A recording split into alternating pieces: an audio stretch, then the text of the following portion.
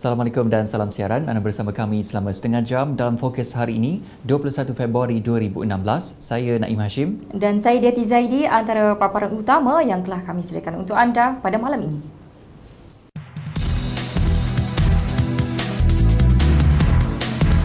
Paparan utama Fokus hari ini, 21 Februari 2016. Perdana Menteri gariskan 4 fokus utama perlu dikuasai universiti tempatan.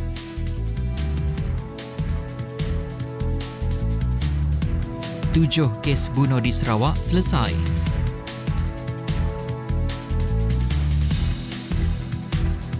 Dan skuad terjun negara teruskan aksi cemerlang.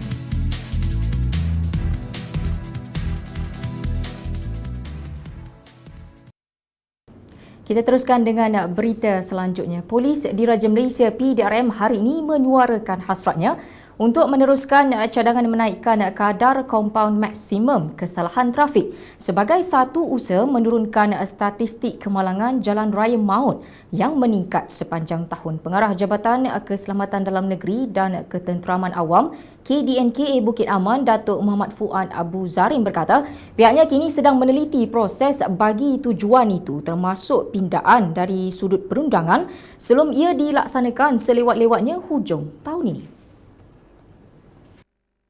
Tanpa menyebut jumlah kenaikan kadar kompaun berkenaan, Datuk Muhammad Fuad berkata sudah tentu ia akan melalui proses perundangan kerana sebelum ini kadar bayaran maksimum RM300 yang ditetapkan merupakan sebahagian daripada Seksyen 120 Akta Pengangkutan Jalan 1987. Menurut Muhammad Fuad, untuk sementara waktu ini, PDRM masih mengguna pakai undang-undang sedia ada dan berharap pindaan tersebut dapat dilaksanakan selewat-lewatnya hujung tahun ini. Bercakap kepada pemberita selepas melakukan lawatan rasmi ke IPD Marang hari ini, Muhammad Fuad berkata, kadar kompaun berkenaan dilihat wajar dinaikkan memandangkan ia tidak pernah dinaikkan sejak 28 tahun lalu dan mungkin kadar berkenaan terlalu ringan sehingga tidak lagi memberi kesan kepada pengguna jalan raya. Sebelum ini, Ketua Polis Negara Tan Sri Khalid Abu Bakar mencadangkan agar jumlah kompaun maksimum dinaikkan sebagai antara inisiatif mengurangkan kadar kemalangan di jalan raya. Menurut Khalid, tindakan itu bagi mendidik pengguna jalan raya supaya lebih berhati-hati dalam pemanduan kerana mereka masih dilihat penyumbang utama kepada kemalangan. Dalam pada itu, Muhammad Fuad berkata cawangan trafik PDRM akan diperbesarkan dan dimantapkan dengan penubuhan jabatan baru yang dikenali sebagai Jabatan Siasatan dan Penguatkuasaan Trafik MAJ ini. Sementara itu, Jabatan Siasatan Jenayah Sarawak berjaya menembak mati 2 pembunuh upahan dalam insiden berbalas tembakan di Sibu pagi tadi. Ketua Polis Negara Tan Sri Khalid Abu Bakar berkata, susulan insiden tembakan itu pihaknya berjaya menyelesaikan sekurang-kurangnya 7 kes bunuh dan cubaan bunuh di negeri tersebut. Ketua JSJ Sarawak SAC Dev Kumar berkata 3 daripada kes bunuh dan 1 kes cubaan bunuh itu dilakukan di Sibu dan masing-masing 1 kes bunuh di Kuching, Bintulu dan di Penampang, Sabah. Kes terbaru yang dilakukan mereka ialah kes menembak mati seorang lelaki bernama Ting Meng Min, 30 tahun di sebuah restoran di Jalan Longbridge pada 11.25 malam 9 Januari lalu. Bercakap dalam satu sidang akhbar di Ibu Pejabat Polis Daerah Sibu siang tadi, SAC Dev Kumar menambah penjenayah terbabit dikenal pasti sebagai Joshua Betty Chong, 44 tahun dari Seri Aman, Sarawak dan pernah ditangkap 4 kali di bawah Akta Senjata 1960 dan 2 kes bunuh serta pernah dihukum penjara bagi kesalahan di bawah Akta Senjata 1960 pada 2012.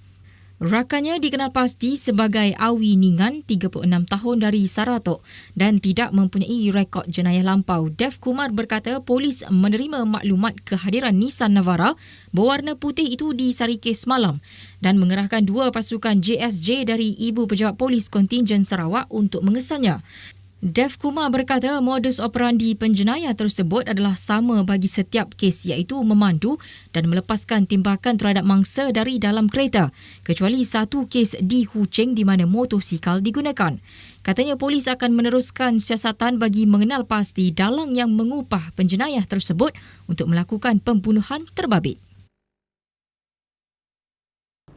Jabatan Penerbangan Awam DCA hari ini mengesahkan mereka tidak pernah menerima sebarang permohonan sama ada bagi permit maupun lesen untuk beroperasi daripada syarikat penerbangan Bayu Air.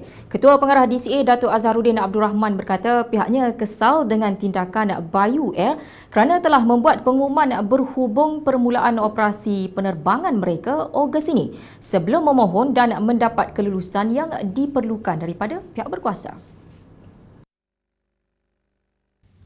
Syarikat penerbangan baharu yang ingin menjalankan penerbangan berjadual atau tidak berjadual perlu mengemukakan permohonan untuk permit dan lesen terlebih dahulu kepada Kementerian Pengangkutan dan DCA sebelum membuat apa-apa pengumuman mengenai operasi mereka.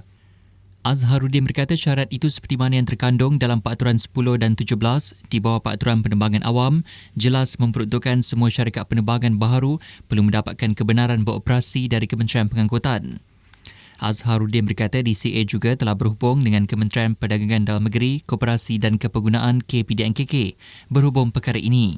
Menurutnya, KPDNKK ada memaklumkan kepada pihak DCA bahawa tiada sebarang pengetahuan berhubung ketidakpatuhan syarikat itu dan tidak pernah mengeluarkan sebarang sokongan rasmi terhadap syarikat penerbangan tersebut. 17 Februari lalu, Ketua Pegawai Eksekutif Bayu Air Muhammad Saiful Rizal Rafian berkata Bayu Air akan memulakan operasi penerbangan pada Ogos ini dengan perancangan fasa pertama ke Jeddah dan Madinah bagi destinasi umrah dan laluan pelancongan ke China. Muhammad Saiful Rizal ada berkata Bayu Air akan menggunakan 3 pesawat Boeing 777-200 dan menyediakan hidangan masakan kampung selain menawarkan produk perusahaan kecil dan sederhana PKS tempatan. Pasukan Mencari dan Menyelamat yang diketuai Agensi Penguatkuasaan Maritim Malaysia APMM hari ini menemui bot membawa pemancing yang sebelum itu dilaporkan karam berdekatan Pulau Payar di Langkawi malam tadi. Bagaimanapun jumlah pemancing yang diselamatkan lebih tinggi daripada yang dilaporkan sebelum ini.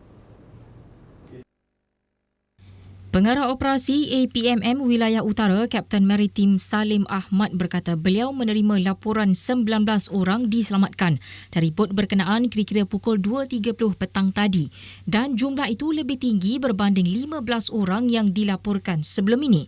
Ketika dihubungi bernama hari ini, Salim berkata anggota APMM mengesahkan kesemua mangsa telah berjaya diselamatkan dan telah dipindahkan ke bot-bot nelayan yang mengikuti operasi untuk dibawa ke Kuala Kedah.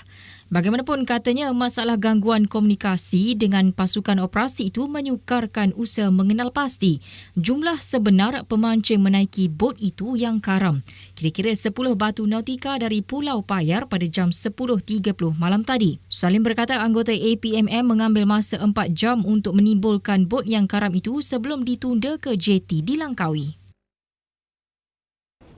Dan ini pula perkembangan banjir di Sarawak. Keadaan banjir di bahagian Kuching, Serian dan Samarahan sehingga jam 6 petang tadi tidak menunjukkan tanda-tanda akan beransur pulih dengan jumlah mangsa dipindahkan ke pusat pemindahan meningkat kepada 4,381 orang.